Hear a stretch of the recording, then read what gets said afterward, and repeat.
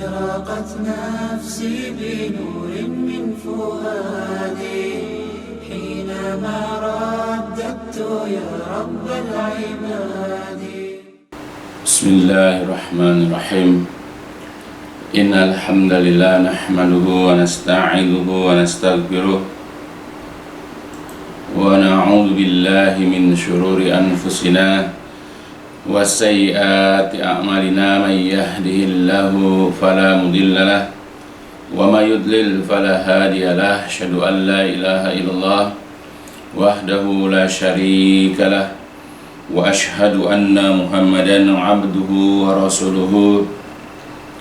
اللهم صل على محمد وعلى آل محمد كما صليت على إبراهيم وعلى آل إبراهيم إنك حميد مجيد. اللهم بارك على محمد وعلى آل محمد كما باركت على إبراهيم وعلى آل إبراهيم إنك حميد مجيد. أما بعد، فإن أصدق الحديث كتاب الله وخير الهدي هدي محمد صلى الله عليه وسلم وشر الأمور محدثاتها فإن كل محدثة بدعة وكل بدعة ضلالة وكل ضلالة في النار. Alhamdulillah kita bisa melanjutkan kajian ya berkenaan dengan masalah menggapai keluarga sakinah. Ya, mudah-mudahan apa yang nanti dibacakan, dijelaskan pada kajian ini juga mendatangkan faidah untuk kita semuanya. Karena yang namanya kehidupan rumah tangga itu setiap orang tuh berbeda satu dengan lainnya. Ada yang berjalan mudah, ada yang penuh dengan kerikil, ada yang penuh dengan cobaan, dan banyak lagi yang lain-lainnya. Ya, begitupun proses pernikahan macam-macam ya, ada antara gadis dengan perjaka, ada yang antara duda dengan janda, ada yang barangkali seorang ya dengan aneka ragam kasus atau kejadiannya, atau mungkin ada seorang laki-laki yang dia menikahi janda dan begitu kebalikannya. Ya, banyaklah kita jumpai, atau bahkan kita tidak bisa pungkiri juga ada banyak laki-laki yang dia menikah ya kemudian setelah itu menikah lagi dengan seorang janda dan seterusnya. Ini adalah sesuatu yang sering kita jumpai di masyarakat. Nah, tetapi Islam juga sudah memberikan kepada kita penjelasan, gambaran atau bagaimana cara menghadapi kehidupan berumah tangga yang beraneka ragam tersebut. Jadi terkadang dijumpai ada seorang pria ya menikahi seorang wanita yang telah memilih anak, atau kalau bahasa kita janda ya, dari pasangan sebelumnya. Yakni si wanita tersebut ditinggal wafat, ditinggal meninggal, ditinggal mati oleh suaminya, atau mungkin karena ditalak oleh suaminya, atau juga mungkin si wanita ini meminta talak atau khulu lalu dikabulkan oleh suaminya dalam keadaan si wanita ini memiliki anak. Nah, itu jadi banyak ya. Jadi wanita itu ketika dinikahi oleh seorang laki-laki dalam kondisi dia sudah punya anak, artinya dia sudah menikah sebelumnya. Kemudian si suaminya itu meninggal, jadilah dia janda dengan memiliki anak. Atau mungkin jandanya dia karena dia dicerai oleh suaminya karena suatu keadaan. Atau mungkin si istrinya sendiri yang meminta cerai, atau bahasa kitanya khulu. Kemudian si laki-laki itu mengabulkannya, atau tidak mengabulkan tapi karena proses lewat pengadilan negeri ya dikabulkanlah oleh pengadilan, sehingga jatuhlah si wanita ini menjadi seorang janda yang memiliki anak. Nah, ada pria-pria yang menikah dengan wanita-wanita yang telah memilih anak ya.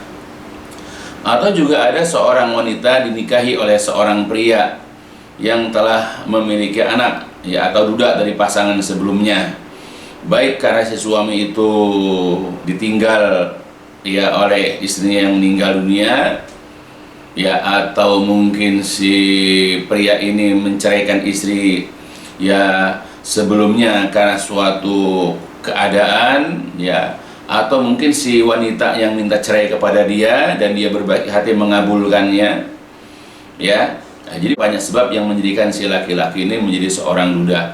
atau mungkin juga dia bukan seorang duda, ya, dia adalah seorang laki-laki yang sudah memiliki istri, ya, maka si perempuan janda ini dinikahi oleh laki-laki yang sudah beristri, atau bahasa kitanya itu dipoligami oleh seorang laki-laki.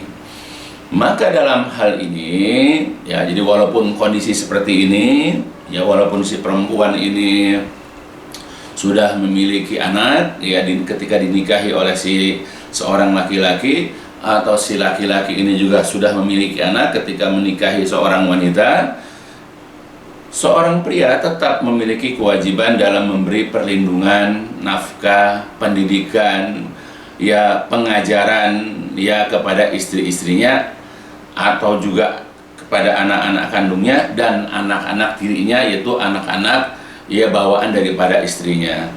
Meskipun dalam hal ini kewajiban yang pokok untuk anak-anak tirinya, ya, dikembalikan kepada ayah kandung mereka masing-masing jika ayah-ayah mereka itu masih hidup. Namun tidak terlarang, bahkan sangat dianjurkan baginya untuk melakukan perbuatan tersebut sebagai bentuk amal ibadah untuknya, ya. Jadi kalau seorang laki-laki menikahi seorang wanita yang sudah, ya, memiliki anak, ya, sebetulnya kewajiban mendidik, memberikan nafkah dan seterusnya adalah kewajiban ayah kandungnya yang sudah bercerai dengan ibunya, ya. Tetapi tidak mengapa seorang ayah tiri itu, dan bahkan sangat dianjurkan, adalah merupakan bentuk ibadah juga ketika dia menikahi seorang wanita yang sudah memiliki anak, lalu kemudian dia tetap memberikan nafkah kepada anak tirinya, memberikan pengajaran, memberikan pendidikan, kemudian juga menyekolahkan, ya, tidak tercegah, tidak terlarang bagi dia untuk melakukannya. Apalagi kalau diniatkan, ya, semuanya itu, ya, untuk meraih keridhaan dan juga pahala-pahala kebaikan dari Allah Subhanahu wa Ta'ala.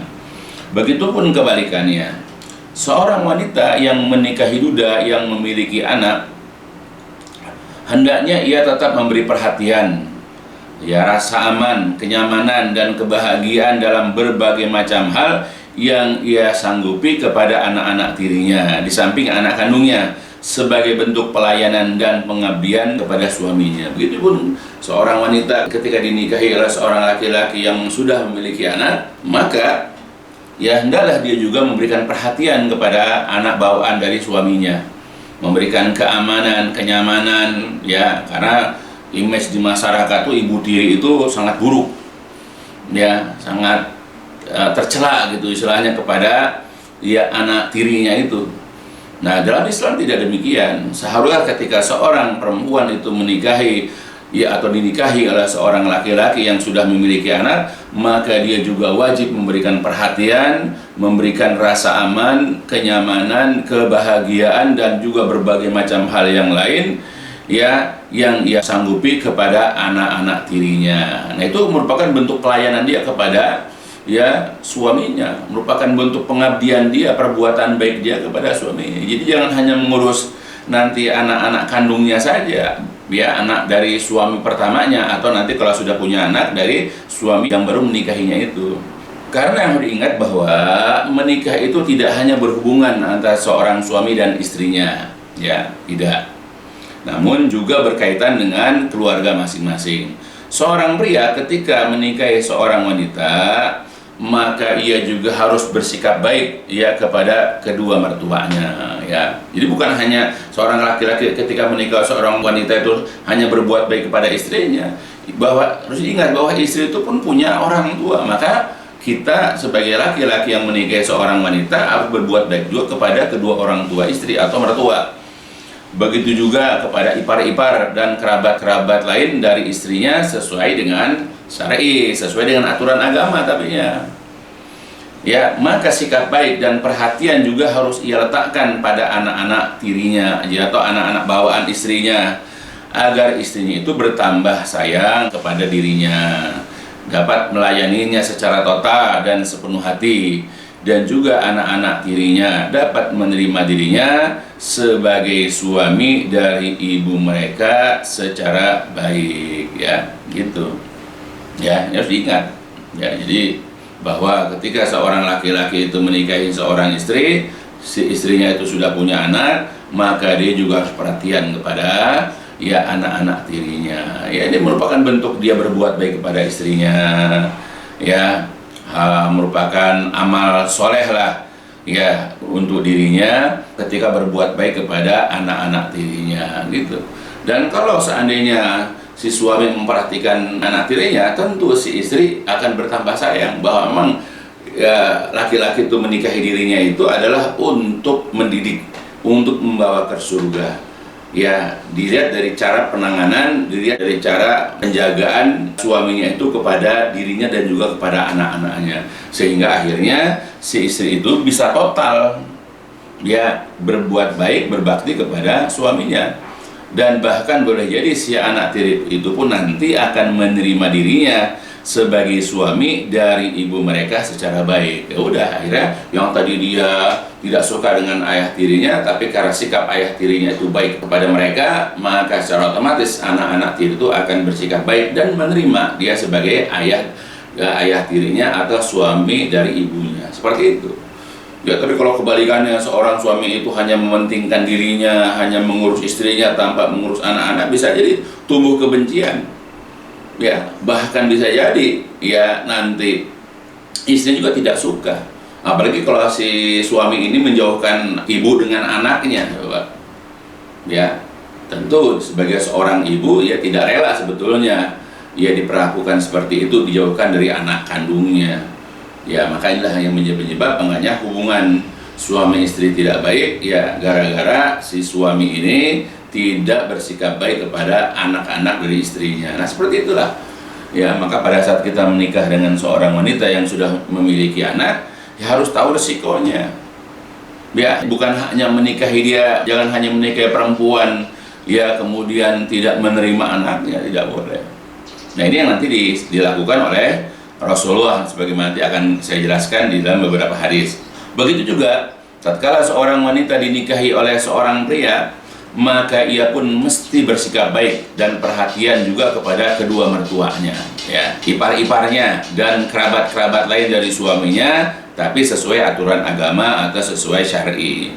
Maka sikap baik dan perhatian juga harus ia letakkan kepada anak-anak tirinya, agar suaminya bertambah sayang kepadanya, dapat memenuhi dan melayani kebutuhannya secara total dan sepenuh hati. Dan boleh jadi juga nanti anak-anak tirinya dapat menerima dirinya sebagai istri dari ayah mereka secara baik. Ya, kebalikannya pun begitu. Jadi ketika seorang wanita dinikahi oleh seorang laki-laki yang si laki-laki ini sudah punya anak, ya lalu kemudian dia bersikap baik, dia perhatian, dia mengurus ya dengan baik anak-anak dari suaminya itu, ya bukan hanya kepada suaminya, kepada mertuanya, kepada ipar-iparnya, kepada kerabat-kerabat suaminya, tapi yang paling penting juga kepada anak-anaknya. Ya, maka dengan secara otomatis nanti si suami itu akan bertambah sayang kepada dia, kemudian juga berusaha untuk memenuhi dan melayani segala macam kebutuhan istrinya secara total dan sepenuh hati.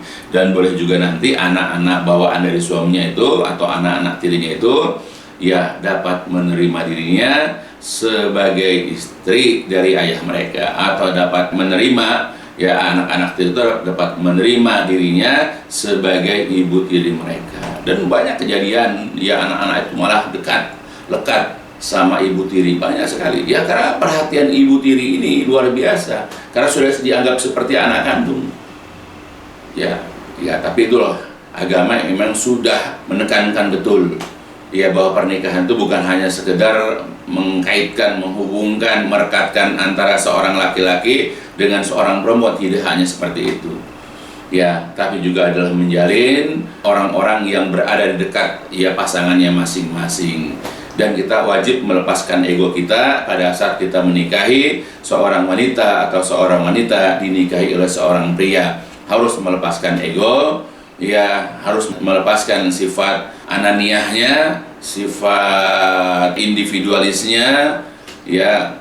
Nah itu, ya karena dia harus juga mementingkan pasangan masing-masing dengan cara memperhatikan anak-anak bawaan dari pasangannya masing-masing. Adapun kedudukan pria tersebut bagi anak-anak dari istrinya adalah sebagai ayah tiri. Maka ayah tiri, ya ingat ya, dalam agama itu diharamkan ya baginya untuk menikahi putri dari istrinya selama si suami ini sudah menggauli, sudah menjima ya istrinya tersebut. Karena anak tersebut ya termasuk rabibah, ya rabibah itu anak tiri ya bagi dirinya. Rabibah termasuk wanita yang haram dinikahi oleh seorang lelaki dengan syarat ayah tirinya telah menggauli, telah menjima istrinya, sebagaimana Allah Subhanahu wa taala telah berfirman dalam Quran surat An-Nisa ya, ayatnya ayat ke-23. A'udzu billahi minasyaitonir rajim. Hurrimat 'alaikum ummahatukum wa banatukum wa akhwatukum wa ammatukum wa khalatukum wa banatul akhi wa banatul ukhti wa ummahatukum allati arda'nakum wa akhawatukum minar radha'ah wa ummahatu nisaikum wa raba'ibukum allati fi hujurikum min nisaikum allati dakhaltum bihinna fa illam takunu dakhaltum bihinna fala junaha 'alaikum wa halailu abnaikum alladhina min aslabikum wa an tajma'u bainal ukhtaini illa ma qad salaf innallaha kana ghafurur rahima. Hurimat diharamkan ya alaikum atas kalian, yaitu untuk mengawini atau menikahi pertama ummahatukum, ibu-ibu kalian. Jadi seorang anak tidak boleh menikahi yaitu ibu-ibu kandung mereka. Kemudian juga anak-anak perempuan ya kalian ya, dan anak-anak perempuan kalian, saudara-saudara perempuan kalian, bibi-bibi ya, saudara-saudara dari ayah kalian, wa khalatukum, dan juga bibi-bibi atau saudara-saudara perempuan dari ibu-ibu kalian. Kemudian wa banatul akhi wa banatul ukhti ya, anak perempuan dari saudara laki-laki dan saudara perempuan kalian atau keponakan.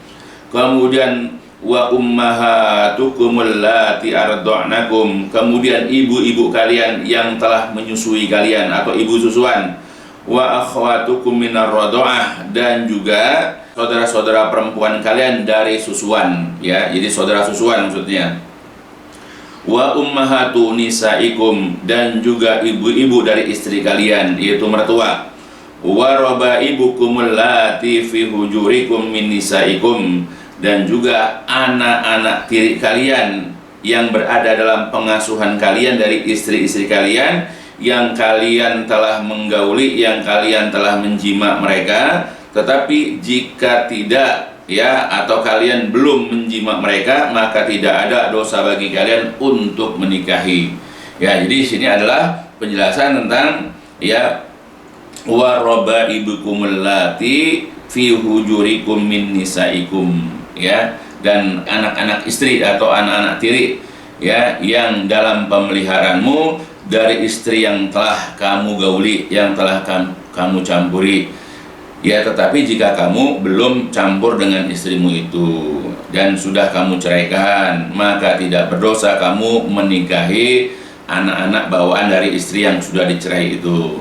Itu ya, itu dalilnya ya tentang diharamkan seorang ayah tiri menikahi anak tirinya. Para ulama yang tergabung dalam Lajnah Daimah lil Ifta wal Buhus ya berkata ya, berfatwa diharamkan bagi seorang laki-laki menikahi anak tirinya jika ibunya telah dicampuri, maka ia dianggap sebagai mahramnya sebagaimana anak-anak putri kandungnya sendiri ya. Jadi hukumnya haram menikahi anak-anak tiri selama ibunya sudah digauli, sudah dicampuri, sama seperti seorang laki-laki menikahi anak-anak perempuan kandungnya ya, karena sudah teranggap sebagai mahram. Adapun setelah itu Allah Subhanahu wa taala berfirman, diharamkan bagi kalian mengawini ibu-ibu kalian hingga firman-Nya, dan anak-anak istrimu yang dalam pemeliharaanmu dari istri yang telah kamu campuri. Akan tetapi jika ibunya belum dicampuri, maka anak perempuannya belum ya menjadi mahram baginya, berdasarkan firman Allah, Tetapi jika kamu belum campur dengan istrimu itu dan sudah kamu ceraikan, maka tidak berdosa kamu mengawininya. Ya. Nah, itu. Di samping itu juga ada sebuah hadis, ya, di samping ayat tadi yang menunjukkan bahwa anak tiri, ya, itu adalah mahram, ya, bagi seorang laki-laki yang sudah menggauli ibunya, ya, yaitu dari hadis Ummu Habibah binti Abi Sofyan, ya, dan di sini diriwayatkan oleh Imam Al-Bukhari dan juga Imam Muslim. Dari Ummu Habibah binti Abi Sofyan, ia berkata, "Wahai Rasulullah, nikahilah saudara perempuanku, anak perempuannya Abu Sofyan." Beliau sallallahu alaihi wasallam menjawab, "Apakah engkau senang akan hal itu? Apakah memang engkau betul mau aku menikahi, ya, saudari perempuanmu?" Ummu Habibah berkata, "Benar, aku tidak hanya ingin menjadi istrimu, dan aku ingin saudara perempuanku bergabung denganku dalam memperoleh kebaikan." Nabi Shallallahu Alaihi Wasallam bersabda, "Saudara perempuanmu itu tidak halal bagiku." Ya, jadi Nabi menjelaskan bahwa saudari perempuan yang Ummu Habibah itu tidak halal, ya, karena tidak boleh seorang itu menikahi kakak dan adik secara langsung, itu dilarang. Makanya dikatakan di sini Nabi menjelaskan, Nabi menegur istrinya, ya, dengan kalimat, "Saudara perempuanmu itu tidak halal bagiku." Kemudian Ummu Habibah berkata, "Kami mendengar kabar bahwa engkau akan menikahi anak perempuannya Abu Salamah." Beliau bersabda, "Anak perempuan Abu Salamah?" Ya. Ummu Habibah menjawab, "Ya." Beliau bersabda, "Seandainya, ya, ia bukan anak tiriku yang ada dalam asuhanku, dia tetap tidak halal aku nikahi, karena ia adalah anak perempuan saudara laki-lakiku dari hubungan penyusuan." Yaitu maksudnya aku dan Abu Salamah itu sama-sama pernah disusui oleh Suwaibah.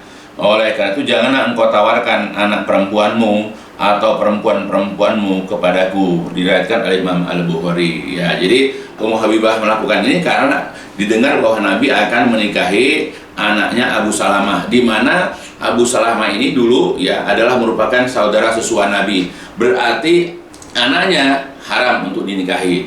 Sudah begitu juga ketika Abu Salamah wafat, Nabi kan menikahi istrinya, yaitu Ummu Salamah.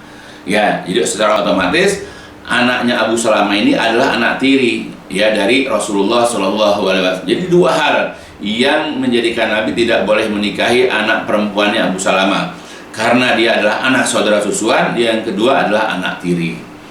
Ya, itulah syariat sudah mengatur seperti itu. Ya, bahwa kalau mahram itu tidak boleh dinikahi. Ya, apakah mahram karena susuan, ya, atau karena di sini adalah anak tiri. Nah, itu, ya, itu contoh. Jadi di samping ayat tadi surat An-Nisa yang menjelaskan bahwa seorang laki-laki tidak boleh menikahi anak tirinya, ya, ketika sudah menggauli, mencampuri ibunya, ya, dalam ayat-ayat Quran, begitu juga dalam hadis kisah Rasulullah dengan Ummu Habibah yang waktu itu menyinggung masalah anak perempuannya Abu Salamah. Jadi jelas yang namanya anak tiri itu, ya, adalah mahram. Ya, jadi kalau misalnya seorang laki-laki menikah seorang perempuan yang sudah bawa anak perempuan, maka secara otomatis nanti anak perempuannya adalah mahram. Ya, yang dibolehkan untuk nanti membuka jilbabnya misalnya, atau bersentuhan dengan ayah tirinya dan seterusnya, ya, sebagaimana hukumnya mahram. Nah, itu penjelasannya. Maka pria itu merupakan mahram bagi anak putri istrinya, ya. Akan tetapi ia tidak memiliki tanggung jawab secara langsung terkait pendidikan dan perhatian terhadap anak-anak tersebut, kecuali jika ia lakukan dengan sukarela dan sikap berbuat baik dan rasa kasih sayang kepada ibunya. Hendaklah ia melakukan hal tersebut kepada anak-anak tirinya, anak-anak istrinya, agar ia mendapatkan pahala yang besar, khususnya jika ia menyadari betapa anak tersebut sangat membutuhkan seorang pendidik dan pengarah, sedangkan ayah kandungnya tidak memiliki kelayakan menunaikan tugas tersebut, sedangkan ibunya lebih lemah lagi untuk memikul tanggung jawab seorang diri.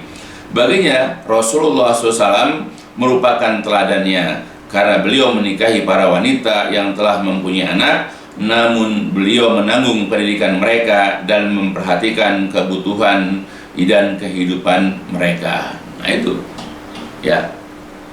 Jadi pada saat seseorang itu menikahi seorang wanita yang sudah memiliki anak perempuan, maka anak perempuan itu kalau ibunya sudah digauli, maka itu menjadi mahram. Tetapi masalah tanggung jawab memang secara langsung terkait masalah pendidikan, pemberian nafkah, perhatian kepada anak-anak tersebut tidak merupakan suatu kewajiban, tapi dia bisa lakukan dengan sukarela. Meskipun misalnya bapaknya masih ada misalnya, apalagi kalau bapaknya itu tidak layak untuk mendidik, karena mungkin akhlaknya, pemahaman agamanya tidak baik, dan kalau diserahkan kepada istrinya saja juga, tentu istri juga akan merasa lemah dalam mendidik anak. Maka di sini peran serta seorang ayah tiri untuk membantu istrinya mendidik anak-anaknya di samping anak-anaknya dia.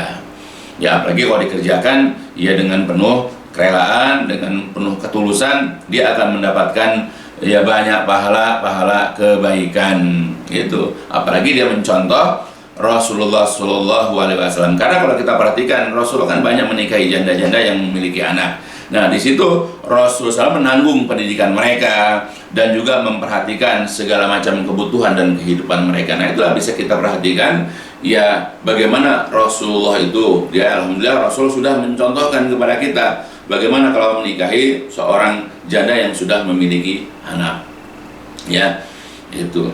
Apalagi kalau misalnya anak-anaknya itu bapaknya sudah tidak ada nanti, sebagai anak yatim misalnya, maka ini lebih utama lagi, karena ada keutamaan di dalam menjamin, di dalam memelihara, mengasuh, menyantuni anak yatim. Kalau istrinya itu janda karena ditinggal mati oleh suaminya, atau anak-anak dari istrinya itu sudah menjadi anak-anak yatim, nah maka seorang bapak tiri itu lebih besar lagi pahalanya.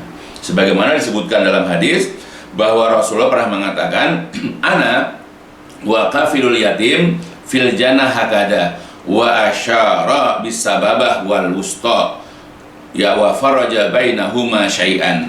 Saya dan orang yang menjamin, orang yang mengasuh, orang yang menyantuni anak yatim di dalam surga seperti ini. Nah, Nabi kemudian berisyarat dengan jari telunjuk dan kemudian jari tengahnya, dan kemudian merenggangkan sedikit seperti ini. Artinya dekat, Jadi seseorang kalau dia itu mengasuh, menyantuni, merawat, membesarkan anak yatim, walaupun itu adalah anak dari istrinya misalnya, pahalanya itu luar biasa. Bahkan seperti ini, dekatnya nanti di dalam surga. Makanya pesan orang-orang terdahulu, kaum salaf dalam sebuah asar bahwa dikatakan kun lil yatimi kal abir rahim. Jadilah engkau lil yatim terhadap anak yatim itu kal abi, seperti seorang ayah ar-rahim yang penyayang. Jadi kita jangan hanya berkasih sayang dengan ibunya saja, kasih sayang juga anak-anaknya. Itu akan menimbulkan rasa sayang istri kepada kita akhirnya. Karena anaknya dipelihara, anaknya dijaga, anaknya itu dididik, anaknya itu diperhatikan, tidak membeda-bedakan dengan anak kandungnya misalnya, tentu akan menambahkan rasa sayang dari seorang istri kepada suaminya. Kalau suaminya begitu kepada anak-anak bawaan dari istrinya itu, maka jadilah seorang ayah yang menyayang kepada anak-anak yatim itu. Nah itu yang diajarkan. Dan bahkan kalau di dalam banyak riwayat juga, Nabi itu berpesan supaya kita ini menyayang itu dengan misalnya mengusap kepala anak yatim, untuk menunjukkan rasa perhatian, rasa kasih sayang. Karena itu termasuk amalan yang bisa melembutkan hati. Sebagaimana nanti akan dijelaskan dalam bab-bab yang lain insyaallah. Tentang keutamaan memperhatikan, menyayangi anak-anak yatim. Insyaallah nanti mungkin dalam kajian yang lain kita akan bahas. Ini juga karena dicontohkan oleh Rasulullah. Sebagaimana satu contoh dari sini, dari Wahab bin Kisan yang ia mendengarnya dari Abu Hafs Umar bin Abi Salamah Abdullah bin Abdul Asad, yaitu anak tirinya Rasulullah SAW, anak dari saudara susuan Nabi, yaitu Abu Salamah, yang Nabi nikahi istrinya Abu Salamah setelah wafatnya Abu Salamah, yaitu Ummu Salamah. Ia berkata, aku adalah seorang anak kecil di bawah pengasuhan Nabi Shallallahu Alaihi Wasallam, karena anak tirinya tuh. Dan tanganku waktu itu masih, karena dia masih kecil, mengacak-acak makanan di piring. Maka Rasulullah Shallallahu Alaihi Wasallam bersabda, berkata kepadaku, ya gulam, samillahi ta'ala wa kul biyaminik wa kul mimma yalik. Ya gulam, wahai anak kecil, samillah, ucapkanlah bismillah. Ya, ucapkanlah tasmiyah atau bismillah ketika hendak makan. Wakul biyaminik, makanlah dengan tangan kananmu. Kemudian wakul mimma yalik, dan makanlah dari apa-apa yang ada di dekatmu. Hadis ini dalam riwayat Imam Bukhari, Muslim, dan yang lain-lainnya. Ya, Umar bin Salamah adalah anak tiri Rasulullah Shallallahu Alaihi Wasallam. Dia adalah anaknya Ummul Mukminin Ummu Salamah radhiyallahu anha, dari perkawinannya dengan Abu Salamah radhiyallahu an.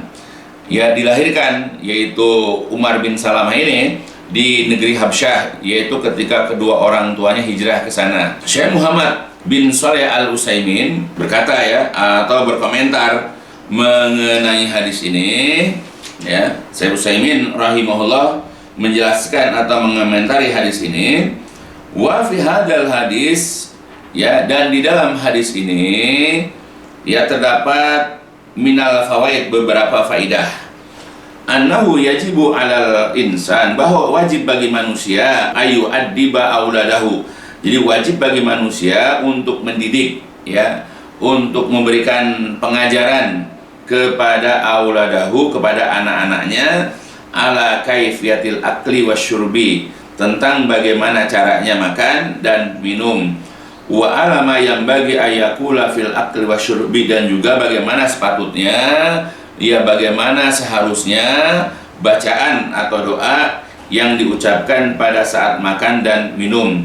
Kama fa'alan Nabi Shallallahu Alaihi Wasallam, sebagaimana yang dilakukan oleh Nabi Shallallahu Alaihi Wasallam fi rabibihi, pada anak tirinya, yaitu tadi Umar ya bin Abi Salamah. Wa fi hada, dan di dalam hadis ini juga maksudnya terdapat husnu khuluqin Nabi wa ta'limu, terdapat bagusnya akhlak Nabi Shallallahu Alaihi Wasallam dan pengajarannya. Li'annahu lam yazir hadal gulam, karena beliau tidak membentak, tidak menghardik anak kecil itu, hina, ketika ja'alat yadahu tatishu fil sahfa, ketika tangannya itu, ya, Nabi tidak membentak anak tersebut ketika tangannya mengacak-acak, ya, obrak-abrik lah kalau bahasa kita, makanan yang ada di piring. Akan tetapi allamahu birifkin, beliau memberikan pengajaran, ya, beliau mengajarkannya dengan lemah lembut. Dan kemudian ya wana dahu, dan beliau menyerunya birifkin, dengan lemah lembut, dengan kalimat ya gulam, wahai anakku, samillah, bacalah bismillah, wakul biyaminik, dan makanlah dengan tangan kananmu. Nah, itu jadi berdasarkan kepada penjelasan Syekh Al-Utsaimin sini rahimahullah, bahwa ya sebagai seorang muslim kita harus ambil ya faedah dari hadis ini, bahwa Rasulullah, walaupun Umar bin Abi Salamah itu adalah anak bawaan istrinya, ya, anak tirinya, tetapi beliau tetap memberikan pengajaran kepada anak-anak tirinya itu dengan pengajaran yang baik. Maka sudah sepantasnya lah bagi kita untuk memberikan hal itu kepada anak-anak tiri jikalau menikahi seorang wanita yang sudah mempunyai anak. Nah, apalagi jika seorang pria sangat memperhatikan keamanan, kenyamanan, kesejahteraan, dan kebahagiaan istri dan anak-anak tirinya selain dari anak-anak kandungnya. Niscaya sikap dan perbuatan itu akan menimbulkan kebahagiaan, rasa cinta, respon positif dari mereka. Apalagi Rasulullah SAW telah menerangkan bahwa sikap dan perbuatan tersebut merupakan salah satu dari amal yang paling utama yang dikerjakan oleh seorang mukmin. Sebagaimana diriwayatkan dari Abu Hurairah bahwa Rasul pernah mengatakan, afdalul a'mal an tudkhila ala akhikal mu'min sururan aw taqdi anhu dainan aw tut'imah khubzan. Jadi amalan yang paling utama adalah engkau memasukkan kebahagiaan ke dalam hati saudaramu yang mukmin. Engkau membayarkan hutangnya dan engkau memberinya makan roti. Hadis riwayat Ibnu Abi Dunya dan dihasankan oleh Syekh Albani. Jadi amalan yang paling bagus adalah engkau memasukkan kebahagiaan kepada saudaramu yang mukmin. Jadi memberikan kebahagiaan, memasukkan kebahagiaan termasuk amalan yang paling utama. Kita membuat istri kita bahagia, membuat anak tiri kita bahagia, tentu ini juga adalah merupakan bentuk amalan yang paling utama. Begitu juga dalam riwayat yang lain, kata Rasulullah dari Ibnul Munkadir radhiyallahu an, kata Nabi, min afdhalil amal idkhulus surur alal mu'min taqdi'an hudainan taqdilahu hajatan tunafisulahu kurbah. Sebahagian dari amal yang paling utama adalah memasukkan kebahagiaan ke dalam hati seorang mukmin, membayarkan hutangnya, memenuhi kebutuhannya, dan melonggarkan satu kesusahan darinya. Ya, dalam hadis riwayat Al-Imam Al-Baihaqi. Begitu juga Ibnu Umar radhiyallahu anhu pernah berkata, amalan yang paling utama adalah engkau memasukkan kebahagiaan kepada seorang mukmin, mengenyangkan rasa laparnya, memberikan pakaian untuk auratnya, dan memenuhi kebutuhannya, dalam hadis riwayat Imam At-Tabrani. Nah, jadi dari hadis ini bahwa ya amalan yang paling utama di sisi Allah adalah memberikan kebahagiaan, salah satunya memasukkan kebahagiaan, ya, atau memberikan kebahagiaan kepada saudara. Nah, kalau kepada orang saja itu amalan yang paling utama, apalagi membahagiakan istri, membahagiakan anak tiri, tentu ini adalah lebih utama. Nah, oleh karena itulah bagi seorang laki-laki yang menikahi seorang wanita yang sudah memiliki anak, buat mereka bahagia. Bukan hanya sekedar kita menikahi itu untuk keuntungan kita, untuk kebahagiaan kita, tetapi berikan juga kebahagiaan kepada istri kita. Ya, karena memasukkan kebahagiaan kepada orang itu adalah amalan yang paling utama. Tetapi sedikit di antara kita yang mempedulikan hal-hal seperti ini. Karena kadang-kadang kita tidak peduli dengan kebahagiaan orang, kita hanya memikirkan kebahagiaan di kita sendiri. Ya, mudah-mudahan apa yang dijelaskan di sini, khususnya bagi laki-laki yang menikah dengan seorang wanita yang sudah punya anak, atau perempuan yang dinikahi oleh seorang laki-laki yang sudah punya anak, menjadi pelajaran berharga. Ya, minimal memasukkan ke dalam dirinya pengetahuan ilmu agama, bagaimana bersikap ketika mempunyai pasangan yang sudah memiliki anak atau anak tiri bagi orang tersebut. Dan mudah-mudahan ini memberikan faedah untuk kita seluruhnya, ya, memberikan faedah kepada kaum muslimin supaya bisa menjalankan ibadah dalam rumah tangganya itu dengan yang baik, dan akan sama-sama meraih ya kebahagiaan dunia, dan juga penting adalah kebahagiaan akhirat. Dan dengan itu juga akan meraih banyak kebaikan-kebaikan, pahala, keridhaan, rahmat, dan juga mendapatkan surganya Allah Subhanahu wa taala. Ya, mudah-mudahan ini sekali ulang bisa memberikan faedah untuk kita seluruhnya. Dan insya Allah masih kita akan lanjutkan pengajaran ini. Ya, mudah-mudahan masih bisa berkenan ya untuk ya seluruh daripada jamaah kaum muslimin. Dan diakhiri dengan walhamdulillahirabbil alamin, subhanakallahumma wa bihamdika asyhadu an la ilaha illa anta astaghfiruka wa atubu ilaik. لسوف أعود يا أمي أقبل رأسك